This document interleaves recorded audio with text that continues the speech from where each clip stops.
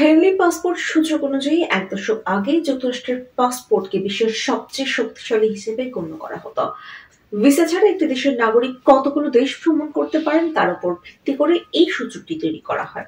2025 সালে এসে যুক্তরাষ্ট্রের পাসপোর্টের সেই মর্যাদা কমে গেছে। 20 বছরের মধ্যে প্রথমবারের মতো এবার বিশ্বব্যাপী সবচেয়ে বেশি শক্তিশালী পাসপোর্টের সেরা 10 তালিকা থেকে যুক্তরাষ্ট্র ছিটকে পড়েছে। মার্কিন পাসপোর্ট 2024 সালের 7ম স্থান থেকে নেমে এখন মালয়েশিয়ার সঙ্গে যৌথভাবে 12তম স্থানে রয়েছে। এই পাসপোর্টের মাধ্যমে ভিসা ছাড়াই 180টি দেশ ভ্রমণ করা যাবে। এখন তালিকার শীর্ষে রয়েছে পূর্ব এশিয়ার 3টি দেশ, সিঙ্গাপুর, দক্ষিণ কোরিয়া ও জাপান। যথাক্রমে 193, 190 ও 189 দেশে ভিসা মুক্ত সুবিধা পায়। জার্মানি, লুক্সেমবার্গ ও ইতালি যৌথভাবে 4র্থ স্থানে আছে। যুক্তরাষ্ট্রের এই দ্রুত পতনের পেছনে বেশ কয়েকটি কারণ রয়েছে। এর বেশিরভাগই ট্রাম্প প্রশাসনের কঠোর নতুন অভিবাসন নীতির সঙ্গে সম্পর্কিত।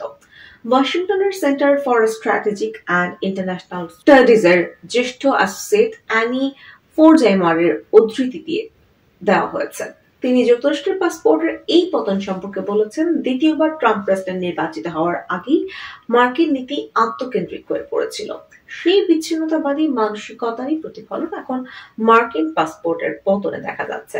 যুক্তরাষ্ট্রের পাসপোর্টধারীরা বর্তমানে ভিসা ছাড়াই 180টি দেশ ভ্রমণ করতে পারেন, কিন্তু যুক্তরাষ্ট্র নিজে মাত্র 46টি দেশের নাগরিকদের ভিসা ছাড়া প্রবেশের অনুমতি দেয়। এক্ষেত্রে পারস্পরিক সহযোগিতার অভাবের কথা উল্লেখ করে ব্রাজিল সম্প্রতি যুক্তরাষ্ট্র, কানাডা এবং অস্ট্রেলিয়ার নাগরিকদের জন্য ভিসা মুক্ত ভ্রমণ সুবিধা বাতিল করেছে।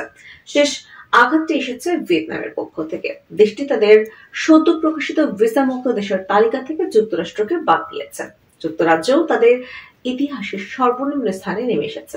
অবশ্য দেশটি 8ম অবস্থান নিয়ে এখনো সেরা 83-র মধ্যে রয়েছে। যুক্তরাজ্য তাদের ইতিহাসের সর্বনিম্ন স্থানে নেমে গেছে।